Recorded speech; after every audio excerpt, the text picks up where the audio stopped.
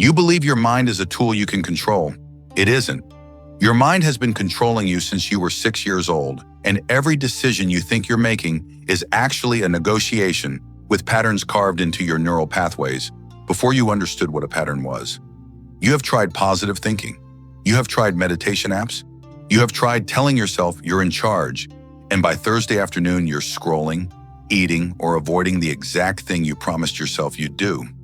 Not because you're weak, but because you fundamentally misunderstand what your mind is. Your mind is not a servant waiting for orders.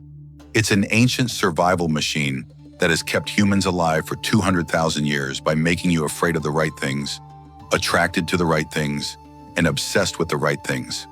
It doesn't care about your goals, it cares about your survival, and it has already decided what survival looks like. Every thought that enters your awareness has been pre-approved by systems you cannot access. Every impulse, every craving, every moment of resistance has been filtered through neural architecture built by your ancestors who needed to run from predators, hoard resources during famine, and maintain tribal status to avoid exile. You are not thinking. You are experiencing the output of processes that began firing before you woke up this morning. This is why you fail. You treat your mind like a democracy where you get a vote. Your mind is not a democracy. It's a dictatorship, and the dictator has been in power longer than you've been conscious. But here is what the temples understood that neuroscience has now confirmed. You cannot control your mind by arguing with it. You cannot control your mind by suppressing it. You cannot control your mind by understanding it. You control your mind by eliminating the conditions that allow it to control you. This is the first principle. Remove the question before your mind can ask it. Your mind controls you through decision points. Every time you give yourself a choice, your mind has already voted. Should I work out this morning or tomorrow? Should I eat this or wait? Should I start now or in 5 minutes? These are not real questions. They are opportunities for your primitive brain to vote for comfort. And comfort always wins unless you have removed the vote entirely. The monks who practiced Zazen at 3:30 in the morning for 800 years did not wake up motivated. They woke up because the bell rang, and the bell ringing was not a suggestion. The question did not exist. When you leave the question open, your mind fills the silence with justification for delay. It will construct elaborate reasoning for why tomorrow is actually better. It will find evidence that rest is productive. It will remind you of every time you pushed too hard and burned out. Your mind is not trying to sabotage you. It's trying to conserve resources the way it was built to conserve resources when calories were scarce, and every unnecessary movement could mean starvation. But you are not living in scarcity. You are living in abundance, and the same mechanism that kept your ancestors alive is now keeping you soft. So you eliminate the question. You do not decide whether to meditate. You meditate at 6:15 every morning in the same chair because the time and location are fixed, and fixed things do not require decisions. You do not decide whether to work. You work from 8 to 12 because those hours are not negotiable, and when something is not negotiable, your mind stops negotiating. This is how you begin to take control, not by controlling thoughts, but by controlling the environment that generates thoughts. This is the second principle. Starve the pattern by removing the trigger.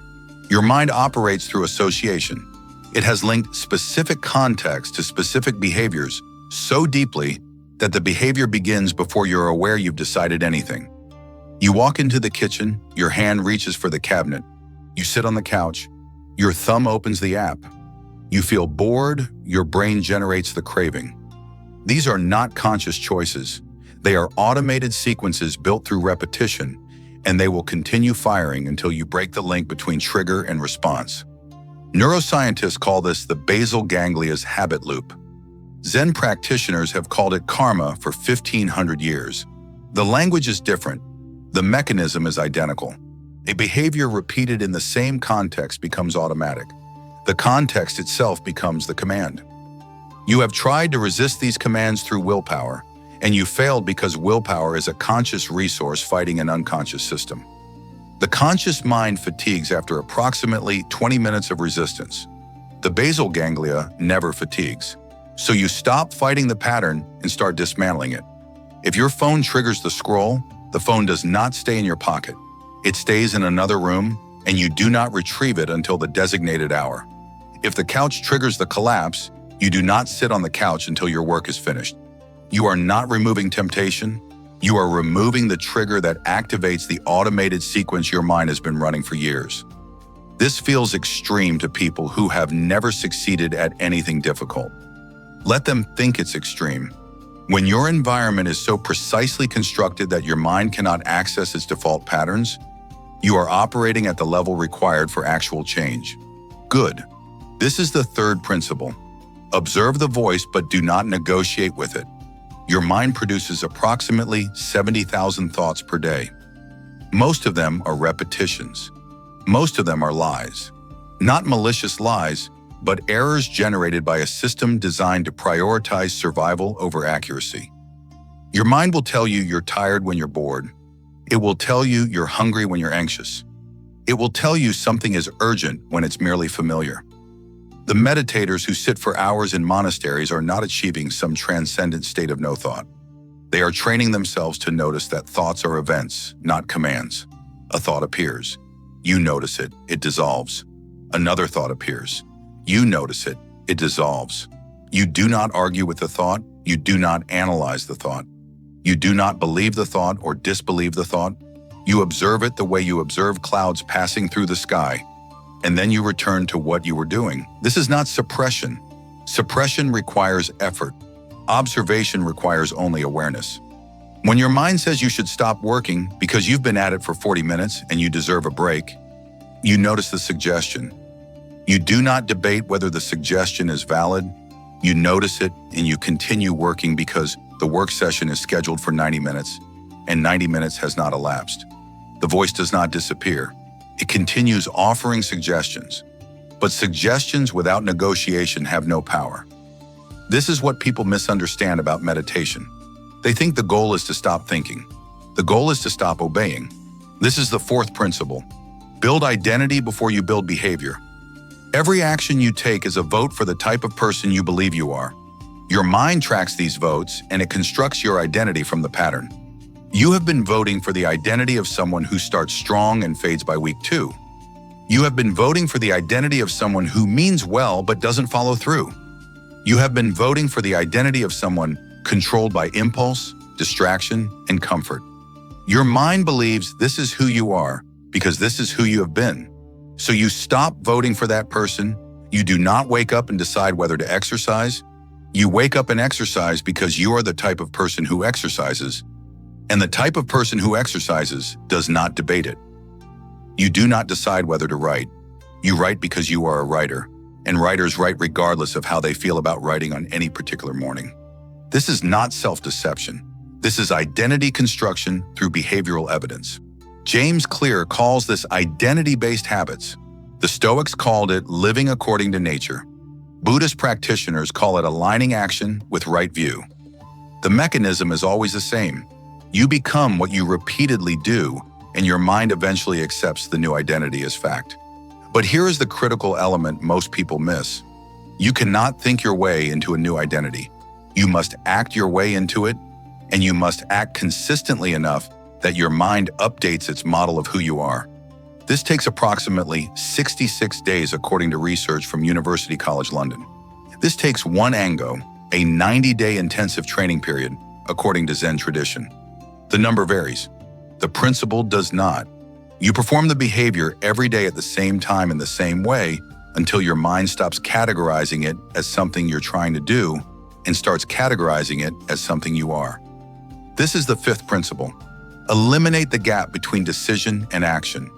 Your mind controls you most effectively in the space between intention and execution. This is where rationalization lives. This is where delay becomes permanent. You decide you will start tomorrow. Tomorrow arrives and your mind has generated 17 reasons why next week is actually more strategic. You decide you will do it after you finish this other thing. The other thing expands to fill all available time, and the original intention dies in the gap. The gap is where your mind reasserts control, and the gap must be eliminated. When you decide to do something, you begin immediately. Not in 5 minutes. Not after you finish this paragraph. Not after you check one thing. Immediately. The Tibetan teachers call this cutting through. The decision and the action are the same moment, and there is no space for the mind to intervene with negotiation. You think of the task, you stand, you begin. Between the thought and the beginning, there are no steps, no preparation, no transition. This sounds simple. It is not simple. Your mind will generate urgent reasons why you need to prepare first, why you need to finish something else first, why starting in 5 minutes is actually more efficient. These are lies. Your mind is buying time to construct better arguments for delay. And if you give it that time, delay becomes permanent. So you eliminate the time. Thought, action, no gap. This becomes automatic after 3 weeks of practice. Until then, it requires forcing yourself to stand the moment you think of standing, to begin the moment you think of beginning. It feels mechanical. Good. Mechanical systems do not require motivation, and motivation is not a resource you can rely on. This is the 6th principle. Make discipline visible and irreversible. Your mind is profoundly influenced by visible markers of progress and public commitment. This is not weakness. This is how human brains have functioned for 200,000 years. Our ancestors who made public promises and kept them maintained tribal status and survived. Our ancestors who made private promises and broke them lost status and died. Your brain still operates on this logic, so you make your discipline visible. You track the behavior where you can see it. You mark each day completed. You build a chain of evidence that you cannot ignore.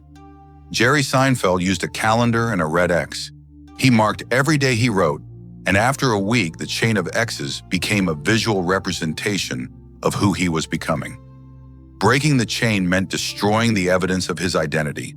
His mind could rationalize missing one day. His mind could not rationalize destroying a 2-month chain. You are building the same chain in whatever domain you are reconstructing. The medium does not matter. The visibility matters. And you make the commitment irreversible by stating it publicly. Not for motivation, not for accountability, but because your mind treats public statements differently than private intentions. A private intention can be revised quietly. A public commitment creates social consequence for failure, and your primitive brain will allocate resources to avoid social consequence in ways it will not allocate resources to achieve private goals. This is not manipulation. This is using your brain's actual operating system instead of pretending it works differently than it does. You tell 3 people you trust that you are doing this thing every day for 90 days. You show them your tracking system. You report your progress weekly. Your mind now has evidence that failure is not private, and it will defend against public failure with energy it would never allocate to private disappointment. This is the 7th principle. Understand that resistance is proof you are doing the correct thing. Your mind will resist this entire framework. It will tell you this is too rigid. It will tell you that you need flexibility and balance. It will tell you that eliminating all choice is unhealthy and that you're setting yourself up for burnout. Good. When your mind generates elaborate arguments against the system that would free you from its control, you are threatening its authority and it is defending itself. This is the correct response. Your mind has been in control for decades. It has optimized your life for comfort, familiarity, and minimum expenditure of resources. The system you are building optimizes for transformation, and transformation requires discomfort. So your mind will fight. It will generate anxiety about rigidity.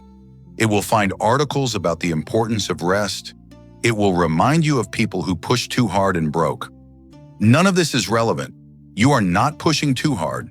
You are pushing consistently in a specific direction with systems that prevent you from stopping, and your mind is experiencing the loss of control it has always had. Let it experience that loss. The resistance will peak around day 12, again around day 30, and again around day 60. These are predictable inflection points where your mind makes its strongest case for returning to negotiation. At each inflection point, you acknowledge the argument and continue anyway. Not because you have defeated the argument, but because you have stopped debating. This is what the Stoics meant when they said the obstacle is the way. The resistance itself is evidence you are moving in the correct direction because your mind only fights to preserve patterns that are threatened. If you were doing something comfortable, there would be no resistance. You are not doing something comfortable. This is how you know you are taking control. You will notice the shift approximately 90 days into this practice. Your mind will still generate thoughts. It will still offer suggestions. It will still attempt to negotiate. But the suggestions will feel distant, like noise from another room. You will notice them the way you notice background sound while you work. Present, but not compelling. This is not mastery. This is the beginning of actual control. The person who needs motivation to meditate is controlled by their mind. The person who meditates at 6:15, regardless of how they feel, has subordinated their mind to their chosen identity. The person who debates whether to start is controlled by their mind. The person who begins immediately when they think of beginning has eliminated the gap where control is lost. You are becoming the second person. Others will call this extreme. They will say you have no balance. They will suggest you are being too hard on yourself, that life should be enjoyed, that rigidity is a form of self-punishment.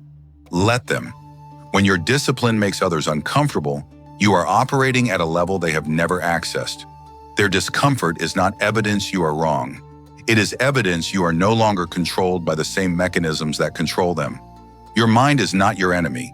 It is a survival machine doing what survival machines do. But survival and transformation are not the same process, and you must choose which process you are optimizing for. You have spent years optimizing for comfort and calling it balance. You have spent years negotiating with your impulses and calling it flexibility. You have spent years being controlled by your mind and calling it living naturally. Now you are building something different. A life where the question does not exist because you have eliminated the conditions that create the question. A life where your mind offers suggestions but no longer dictates terms. A life where you are not controlled by patterns carved into you by biology and circumstance. This is not control of your thoughts. This is control of your response to thoughts, and that is the only control that matters. The mind will always generate noise. You are learning to let the noise dissolve while you continue doing what you decided to do. This is freedom, not freedom from discipline, but freedom through discipline so complete your mind can no longer negotiate you back into comfort. Now decide which person you will be. The person controlled by 70,000 automated thoughts per day, or the person who observes those thoughts and continues anyway. The gap between decision and action is closing. Step through it now.